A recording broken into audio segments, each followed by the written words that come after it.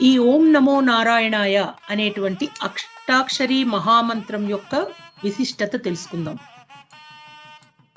ఈ మంత్రం 8 బీజాక్షరాలతో ఉండటం వల్ల అష్టాక్షరి మంత్రం కింద మనం భావిస్తున్నాం. ఇది ఈ మంత్రంలో ఓం అనేటువంటిది ఆత్మస్వరూపాన్ని, నమః అంటే బుద్ధిని, నారాయణాయ అంటే పంచేంద్రియాలతో కూడిన జీవుని సూచిస్తున్నాయిట. ఒక్కొక్క అక్షరానికి ఉన్నటువంటి ప్రాధాన్యత, దాని యొక్క విశిష్టత తెలుసుకుందాం. ఓం అంటే ఆత్మస్వరూపం, ప్రణవనాదం.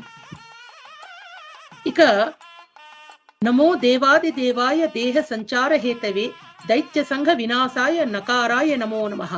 నకార అక్షరం, నకారం అంటే నాశనం, మంచివారిని పీడించే దుష్టులను నాశనం చేయడం ఈ నా అనేటువంటి అక్షరం